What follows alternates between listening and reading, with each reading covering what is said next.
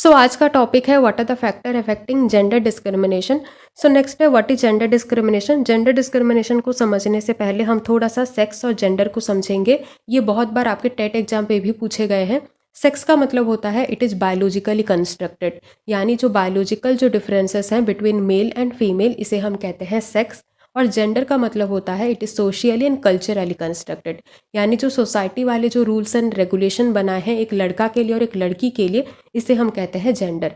जैसे ये सोसाइटी वाले रूल्स और रेगुलेशन बनाए हैं एक लड़का इमोशनल नहीं हो सकता है, एक लड़का रो नहीं सकता है, एक लड़का अगर र्यूड हो रहा है, एरोगेंट हो रहा है तो उस टाइम उसको नॉर्मल समझा जाता है। एक लड़के को किसी के ऊपर डिपेंड होकर नहीं रहना चाहिए, उसका अपना एक खुद का एक इंडिपेंडेंट लाइफ होना चाहिए। अगर उस टाइम अगर एक लड़की अगर इमोशनल हो रही है, मतलब रो रही है, तो उस टाइम उसको नॉर्मल समझा जाता है कि लड़की एक रो सकती है, इमोशनल हो सकती है। तो ये सारे रूल्स एंड रेगुलेशन कौन बनाए हैं? ये सोसाइटी वाले ही बनाए हैं। तो जो चीज़ सोसाइटी वाले बनाए हैं एक लड़का के लिए और एक लड़की के लिए, इसे हम कहते हैं जेंडर। और डिस्क्रिमिनेशन का मतलब होता है भेदभाव करना। Gender discrimination occurs when sexes are treated unequally. तो आपको पता है दो टाइप के सेक्स हैं, एक फीमेल है और एक मेल है।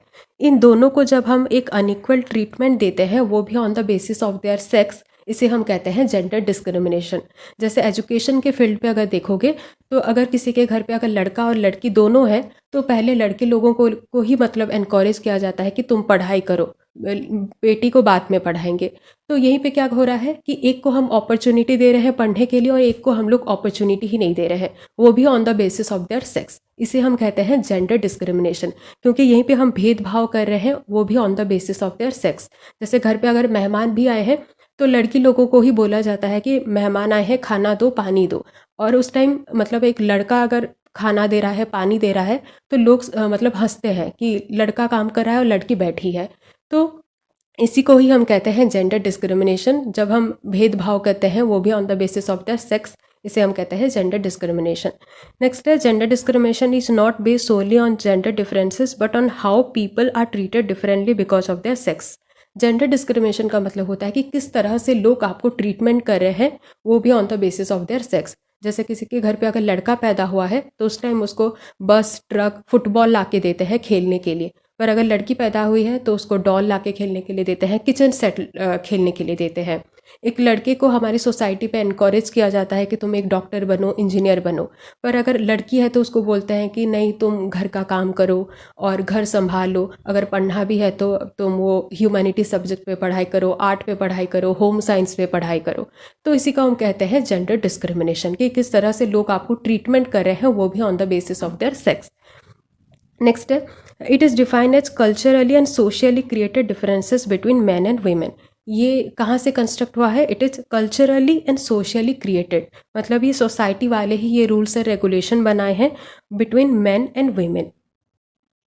नेक्स्ट है what are the factor responsible for gender discrimination, यानी क्या क्या वो फैक्टर है जिसके वजह से हमें अपनी सोसाइटी में जेंडर डिस्क्रिमिनेशन देखने को मिल रही है। ये कुछ 8 पॉइंट है जो आपके बुक्स पे दिए गए हैं और इन 8 फैक्टर को आप किस तरह से याद करोगे। एंड पे मैं आपको एक न्यूमोनिक्स दूंगी जिससे आपको आसानी हो जाएगी इन 8 फैक्टर को याद करने में। अभी मैं बस आपको इन 8 फैक्टर का एक ओवरव्यू दूंगी क्योंकि बुक पे आपके 6-7 पेज का है। अगर लाइन बाय लाइन अगर पढ़ने बैठ गए तो अभी बिल्कुल भी टाइम नहीं है, एग्जाम बहुत करीब है। सो इन 8 फैक्टर का बस एक ओवरव्यू दूंगी जिससे आपका अभी का काम हो जाए। तो अगर क्वेश्चन आया कि फैक्टर के बारे पे लिखो, तो पहले आपको जेंडर डिस्क्रिमिनेशन का एक प्रॉपर इंट्रो देना होगा, 3-4 लाइन का एक प्रॉपर इंट्रो देना होगा। फिर आपको इस तरह से factor responsible for gender discrimination का हेडिंग देना होगा और फिर उसके नीचे इन 8 फैक्टर को लिखना होगा। फिर आप एक एक करके फिर आप डिस्क्राइब करोगे, यानी एक एक फैक्टर को थोड़ा थोड़ा डिस्क्राइब करोगे, 6-7 लाइन का थोड़ा थोड़ा डिस्क्रिप्शन दोगे। ओके, सो पहला हम डिस्कस करेंगे फिजिकल फैक्टर। तो यहीं पे देखो नाम से पता चल रहा है कि फिजिकल फैक्टर, तो यहीं पे किसकी बात होगी? यहीं पे physical power, physical strength, physical body की बात होगी। तो ये साइंटिफिकली प्रूफ है। फिजिकल फैक्टर पे आपको लिखना है कि ये साइंटिफिकली प्रूफ है कि लड़के लोगों के पास थोड़ी ज़्यादा फिजिकल पावर होती है as compare to a female. ये साइंटिफिकली प्रूफ है। ओके, सो पहले ज़माने पे क्या होता था? पहले ज़माने पे ज़्यादातर लोग खेती बाड़ी का ही काम करते थे। पहले ज़माने पे ये इतनी ये इंडस्ट्री वाला जॉब ये सारा चीज़ नहीं था। तो एग्रीकल्चरल फील्ड पे बहुत सारे फिजिकल पावर की ज़रूरत होती है, जैसे हल जोतना और भी कई सारे एग्रीकल्चर रिलेटेड वर्क होती हैं जहाँ पे थोड़ी ज़्यादा फिजिकल पावर की ज़रूरत होती है। तो इसीलिए पहले से ही एक रूल बना दिया गया है कि लड़के लोग ही बाहर जाके काम करेंगे, क्योंकि बाहर जो है वो एग्रीकल्चरल का काम है और वहीं पे थोड़ी ज़्यादा फिजिकल पावर की ज़रूरत होती है। और लड़की लोगों के पास थोड़ी फिजिकल पावर कम है, तो वो घर पे रहेंगी और घर की हल्की फुल्की काम करेंगी। ये सारा चीज़ अभी भी हमें अपनी सोसाइटी में देखने को मिलती है कि अगर एक लड़का है तो उसको एनकरेज किया जाता है कि तुम पढ़ो, तुम आगे जाओ। लड़की है तो उसको थोड़ा बाद में एनकरेज किया जाता है, उसको थोड़ा डिसफेवर किया जाता है। अगर एक लड़की अगर घर पे बैठ रही है, कुछ काम नहीं कर रही है, तो उस टाइम उसको नॉर्मल समझा जाता है कि लड़की है तो वो घर पे बैठ सकती है, क्योंकि उसके पास फिजिकल पावर कम है, वो बाहर जाके इतना भागा दौड़ी का काम नहीं कर सकती है। सो फिजिकल फैक्टर भी एक है जो जेंडर डिस्क्रिमिनेशन को सपोर्ट कर रहा है। ओके, नेक्स्ट आपका सोशियोलॉजिकल फैक्टर। तो यहीं पे देखो, ये यहीं पे भी नाम से पता चल रहा है कि ये भी सोसाइटी की यहीं पे बात होगी। तो ऐसे कुछ सोशल बिलीफ हैं, नॉर्म्स हैं और प्रैक्टिसेस हैं जो जेंडर डिस्क्रिमिनेशन को सपोर्ट कर रहा है। जैसे हम बचपन से ये सारा चीज़ देखते आ रहे हैं, अभी भी अपनी सोसाइटी में देख रहे हैं। अभी भी आप देखोगे तो मैक्सिमम फैमिली पे, इंडिया पे, जो मेल पर्सन है वो प्रोवाइडर है, मतलब वो लड़की लोगों को वो प्रोटेक्ट कर रही है, क्योंकि लड़के लोग फाइनेंशियल कंडीशन समझ रहे हैं और भी कई सारे काम हैं जो लड़के लोग कर रहे हैं। मतलब मेन जो काम है वो लड़के लोग ही हमारी सोसाइटी में कर रहे हैं। जो पापा लोग हैं वो लोग प्रोटेक्टर हैं हमारी फैमिली का, फाइनेंशियल कंडीशन को संभाल रही है। पापा लोगों के पास वो सारी पावर होती है, अथॉरिटी होती है। हमारी सोसाइटी में लड़की लोगों का एक सबऑर्डिनेट स्टेटस होता है, मतलब वो किसी के अधीन पे है, उनके पास वो पावर और अथॉरिटी नहीं है। हमारी सोसाइटी में लड़की लोगों का एक सपोर्टिव रोल होता है, वो बस पापा को सपोर्ट करेंगे। ओके, उनके पास वो पावर और अथॉरिटी नहीं होती है, उनका एक सबमिसिव रोल है। ओके, सो सोशियोलॉजिकल भी एक फैक्टर है जो जेंडर डिस्क्रिमिनेशन को सपोर्ट करी है, क्योंकि ऐसे कुछ सोशल बिलीफ और नॉर्म्स हैं जो जेंडर डिस्क्रिमिनेशन को सपोर्ट कर रही है। नेक्स्ट है आपका पॉलिटिकल फैक्टर। तो आप किसी भी पॉलिटिकल पार्टी पे चले जाओ, बीजेपी, बीजेडी, कांग्रेस, किसी पे भी चले जाओ, आपको ज़्यादातर लड़के ही देखने को मिलेंगे। लड़की लोगों को पॉलिटिक्स पे मतलब मना किया जाता है कि आप पॉलिटिक्स पे मत जाओ, क्योंकि वो एक सेफ जॉब नहीं है। मतलब पॉलिटिक्स तुम्हारे काम का नहीं है, तुम वो पॉलिटिक्स को संभाल नहीं सकते हो। अगर एक लड़की अगर टीचर बनना चाहती है तो मतलब नॉर्मल समझा जाता है। पर अगर एक लड़की, अगर आप भी अगर बोलोगे अपने घर पे कि मैं पॉलिटिक्स ज्वाइन करना चाहती हूँ, तो मैक्सिमम घर पे मना करेंगे, क्योंकि मतलब पॉलिटिक्स पे लोग ऐसे समझते हैं कि पॉलिटिक्स जो काम है, वहीं पे जो काम होते हैं वो लड़कियां काम नहीं कर सकती हैं, क्योंकि पॉलिटिक्स पे बहुत एक्सप्रेस करना रहता है, मतलब भाषण देना रहता है, एक चीज़ को बहुत ही अच्छे से एक्सप्रेस करना रहता है। और ये समझा जाता है कि लड़की लोग एक्सप्रेस ठीक से नहीं कर पाते हैं। और अगर आप पॉलिटिक्स पे अगर ज्वाइन कर रहे हो और भाषण दे नहीं पा रहे हो तो कोई काम का नहीं है।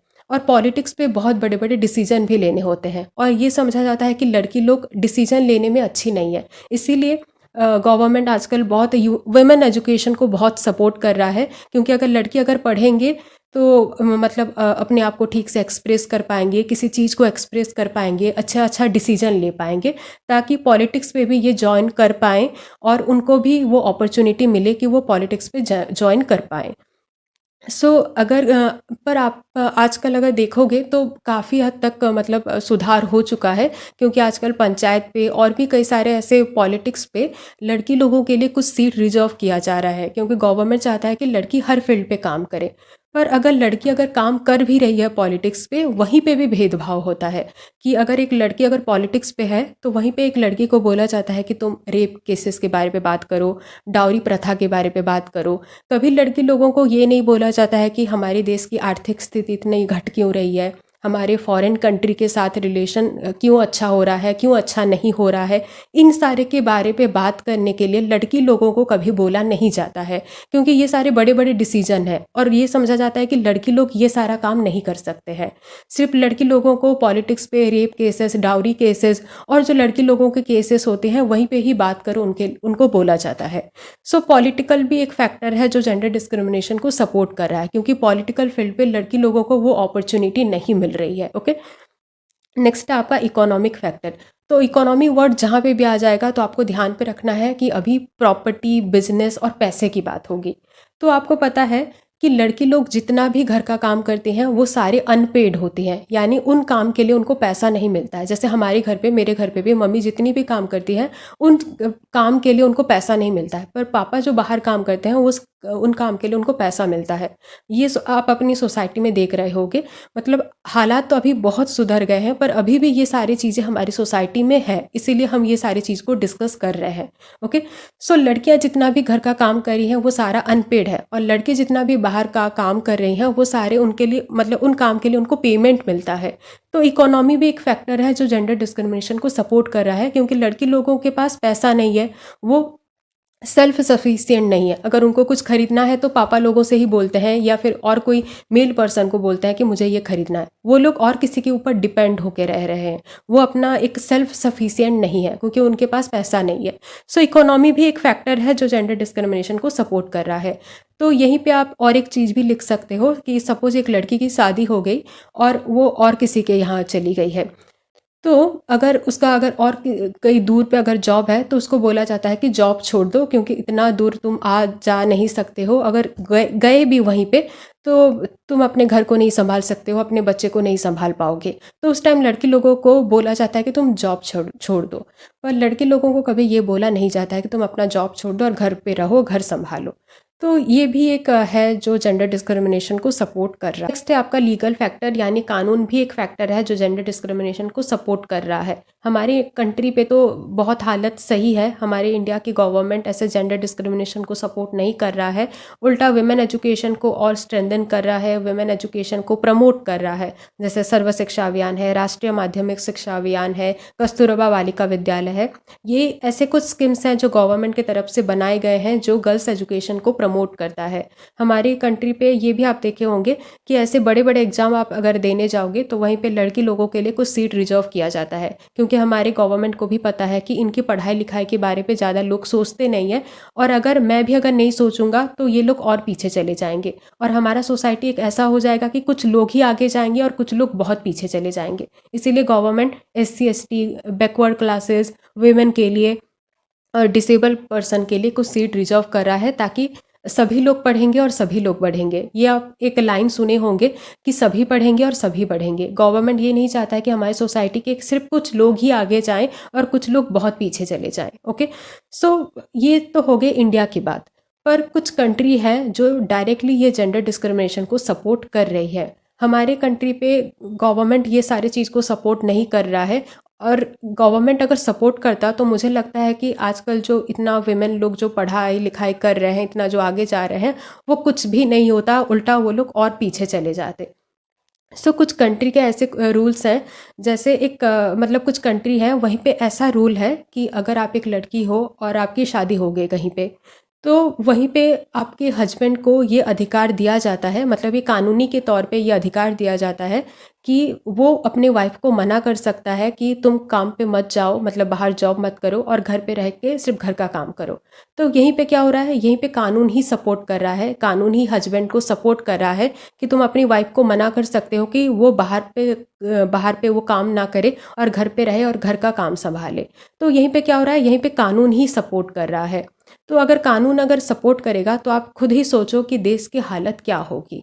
और कुछ ऐसी कंट्री हैं जहाँ पे अगर एक लड़की अगर आइडेंटिटी कार्ड बनाएगी तो वहीं पे बहुत सारे उनको बोला जाता है कि ये डॉक्यूमेंट लाओ, वो डॉक्यूमेंट लाओ। तो कुछ लड़कियां तो वो फ्रस्ट्रेटेड के हालत पे वो लोग मना कर देते हैं कि नहीं चाहिए मुझे वो ऐसे आइडेंटिटी कार्ड। और अगर एक लड़की के पास अगर आइडेंटिटी कार्ड नहीं होगा तो वो भी मतलब ऐसे बिजनेस नहीं कर पाएगी, जो बड़े बड़े जो जॉब है उसको एक्सेस नहीं कर पाएगी। जैसे हमारे इंडिया पे ऐसे कुछ रूल्स एंड रेगुलेशन नहीं है कि एक अगर मतलब जैसे हमारे इंडिया पे आधार कार्ड को आजकल बहुत ही इंपॉर्टेंस दिया जा रहा है, आधार कार्ड के बिना आप कुछ भी नहीं कर पाओगे। तो हमारी सोसाइटी में हमारे मतलब इंडिया गवर्नमेंट ऐसे कुछ रूल्स एंड रेगुलेशन नहीं बनाए हैं कि अगर एक लड़की अगर आधार कार्ड बनाएगी तो उसको बहुत सारे डॉक्यूमेंट्स लगेंगे, उसको 10 दिन लगेगा उस आधार कार्ड को प्रोसेस होने में। हमारी सोसाइटी पे दोनों ही मतलब इक्वल है, मतलब एक लड़का जिस तरह से आधार कार्ड बनाएगा लड़की भी उस तरह से ही आधार कार्ड बनाएगी। तो अगर सोचो अगर गवर्नमेंट ऐसे कुछ रूल्स एंड रेगुलेशन बना देता कि लड़की अगर आधार कार्ड बनाएगी तो उसको 10 दिन लगेंगे, उसको बहुत सारे डॉक्यूमेंट्स लगेंगे, तो बहुत सारे लोग तो आधार कार्ड बनाते ही नहीं, मतलब बहुत लड़कियां आधार कार्ड बनाते ही नहीं। और अगर एक लड़की के पास अगर आधार कार्ड नहीं है तो वो किसी भी फॉर्म को फिलअप नहीं कर पाएगी, बड़े बड़े किसी जॉब को वो एक्सेस नहीं कर पाएगी, क्योंकि आजकल सभी जगह पे आधार कार्ड का नंबर यूज हो रहा है। तो कुछ कंट्री ऐसे हैं जो जेंडर डिस्क्रिमिनेशन को डायरेक्टली सपोर्ट कर रहे हैं। हमारे इंडिया पे एक एक्ट से पास किया गया है कि equal pay for equal work, यानी सेम काम है तो सेम ही पेमेंट मिलेगा। एक हॉस्पिटल अगर है, एक लड़का और एक लड़की डॉक्टर है, तो दोनों को इक्वल ही मतलब पेमेंट मिलेगा। ऐसा नहीं कि लड़का है तो उसको 40,000 की सैलरी मिलेगी और एक लड़की है तो उसको 10,000 की सैलरी मिलेगी। तो ये एक एक्ट से पास किया गया है कि equal pay for equal work. तो यहीं पे क्या हो रहा है, यहीं पे कानून ही सपोर्ट कर रहा है, यहीं पे वुमेन को कानून सपोर्ट कर रहा है। तो कानून अगर सपोर्ट नहीं करेगा तो ये जेंडर डिस्क्रिमिनेशन हमें अपनी सोसाइटी में और देखने को मिलेगी, और ऐसा देश कभी भी आगे नहीं बढ़ पाएगा। नेक्स्ट है आपका एम्प्लॉयमेंट फैक्टर। एम्प्लॉयमेंट का मतलब होता है जॉब। ओके, हमारी सोसाइटी में ये आप देखोगे कि लड़कियां जॉब नहीं कर रही हैं, मतलब हालत बहुत सही है, पर अभी भी अगर आप देखोगे तो लड़कियां जॉब नहीं कर रही हैं, एक लड़के के ऊपर डिपेंड होकर रह रही है। ओके, लड़की एक सेल्फ सफिशिएंट नहीं है। तो ये जॉब के कारण भी लड़की लोगों को इग्नोर किया जाता है कि ये लोग जॉब नहीं कर रहे हैं, घर पे बैठ रही हैं, सिर्फ घर पे सिर्फ मुफ्त का खाना खा रही है, और एक लड़का जो है वो जॉब कर रहा है, वो बाहर जाके पैसा कमा रहा है। तो एम्प्लॉयमेंट भी एक फैक्टर है जो जेंडर डिस्क्रिमिनेशन को सपोर्ट कर रहा है। इसीलिए आजकल गवर्नमेंट वुमेन एजुकेशन के ऊपर इतना ध्यान दे रहा है, ताकि ये जो एम्प्लॉयमेंट जो फैक्टर है जिसकी वजह से जेंडर डिस्क्रिमिनेशन हो रही है, ये फैक्टर हट जाए। ओके, नेक्स्ट है आपका साइकोलॉजिकल फैक्टर।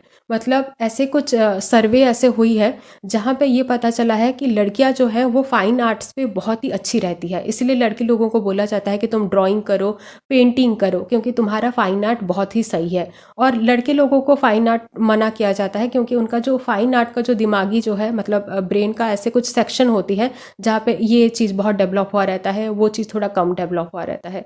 तो लड़कों का जो फाइन आर्ट रहता है वो थोड़ा कम डेवलप रहता है, इसीलिए लड़के लोगों को बोला जाता है कि तुम डॉक्टर बनो, इंजीनियर बनो, फाइन आर्ट पे तुम मत जाओ।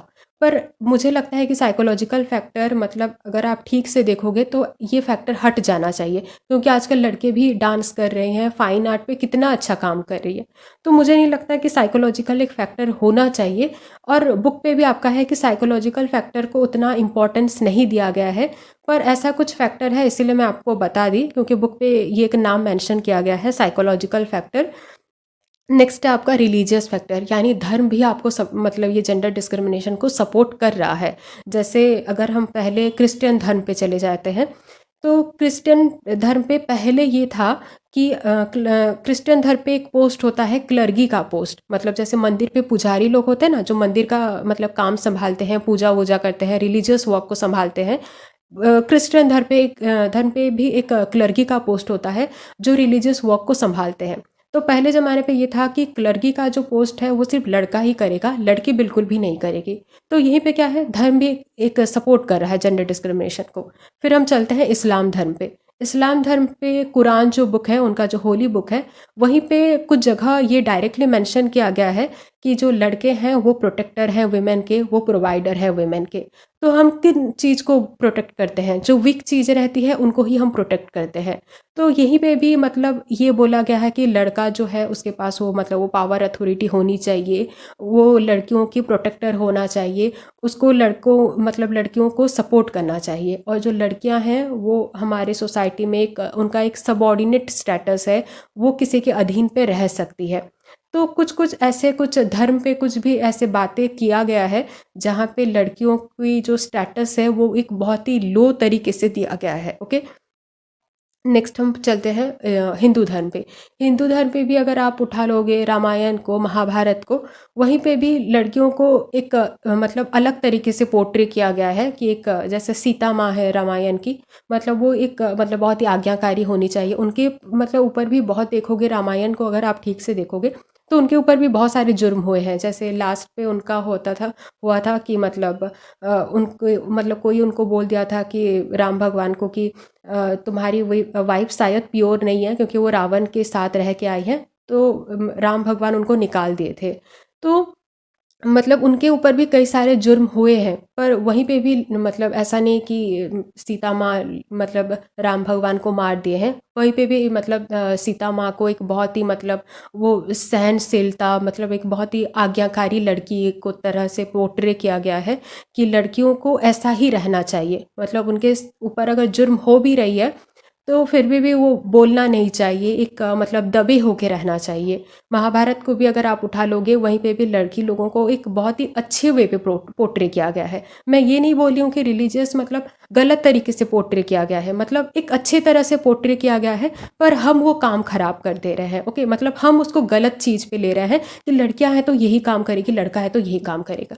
वो लोग बहुत ही अच्छे वे पे पोर्ट्रे किए हैं, पर हम काम खराब कर दे रहे हैं। ओके, सो रिलीजियस भी एक फैक्टर है जो जेंडर डिस्क्रिमिनेशन को सपोर्ट कर रहा है। नेक्स्ट है आपका को कि आप किस तरह से याद करोगे इन 8 फैक्टर को। तो आपको याद करना है कि रणबीर कपूर अभी अभी उनकी शादी हुई है आलिया भट्ट से, ये सबको पता है।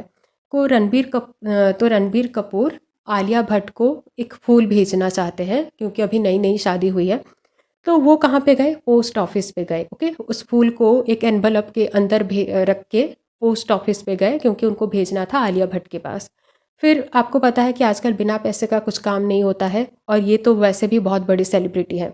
तो पोस्ट ऑफिस वाले रणबीर कपूर से कुछ पैसा लिए, और आपको पता है कि जब कुछ काम हो जाता है तो हम एक सील मतलब डाल देते हैं, एक ठप्पा लगा लेते हैं कि ये अप्रूव हो गया है, ये हो गया है। तो लास्ट पे एक सील भी डाले उस एनवलप के ऊपर। तो आपको ये सारी चीज़ें 3-4 बार अपने मन में रिपीट करना है कि रणबीर कपूर आलिया भट्ट के पास एक फूल भेजे, फिर वो पोस्ट ऑफिस पे गए और पोस्ट ऑफिस पे रणबीर कपूर से कुछ पैसा लिया गया, फिर उस एनवलप के ऊपर एक सील डाल दिया गया। और ओके, और एक बार मैं बोल रही हूँ कि रणबीर कपूर को आलिया भट्ट के पास एक फूल भेजना था, फिर वो गए पोस्ट ऑफिस पे, पोस्ट ऑफिस वाले रणबीर कपूर से कुछ पैसा लिए और लास्ट पे एक सील दबा दिए। ओके, 5 स्टेप हैं: रणबीर, फूल, पोस्ट, पैसा और सील। ओके, नेक्स्ट है। तो देखो जो आपका जो रेड पे है, यहीं पे ही कुछ नाम मतलब है, जैसे R stands for religious factor, PH R मतलब रणबीर कपूर वो बहुत ही धार्मिक होंगे, इसलिए आज इतनी बड़ी सेलिब्रिटी है। ये यहीं से आपको याद करना है कि रणबीर जो है वन से होगा रिलीजियस फैक्टर, PH से होगा फिजिकल फैक्टर, पो से होगा पॉलिटिकल फैक्टर, पी पैसा है ना, मतलब पैसा जिसके पास होता है उनकी साइकोलॉजी बहुत ही अलग किस्म की होती है। सो पैसे से आपको याद करना है साइकोलॉजिकल फैक्टर, एस से याद करना है सोशियोलॉजिकल फैक्टर, ई से होगा इकोनॉमिकल फैक्टर, ई से होगा एम्प्लॉयमेंट फैक्टर, एल से होगा लीगल फैक्टर। तो यहीं पे देखो 2 ई है, economical factor and employment factor, दोनों पे कंफ्यूज मत होना। ओके, सो मैं और एक बार बोली हूँ कि रणबीर कपूर को एक फूल भेजना था आलिया भट्ट के पास, फिर वो गए पोस्ट ऑफिस पे क्योंकि उनको फूल भेजना था। पोस्ट ऑफिस पे जब गए, पोस्ट ऑफिस वाले रणबीर कपूर से कुछ पैसा लिए और एंड पे उस एनवलप के ऊपर एक सील डाल दिए। ओके, आर से होगा रिलीजियस, PS से फिजिकल, PO से पॉलिटिकल, P से साइकोलॉजिकल, S से सोशियोलॉजिकल, E से इकोनॉमिकल और एक E से होगा एम्प्लॉयमेंट फैक्टर और L से होगा legal factor. So I hope कि वीडियो आपको अच्छी लगी होगी। Thank you.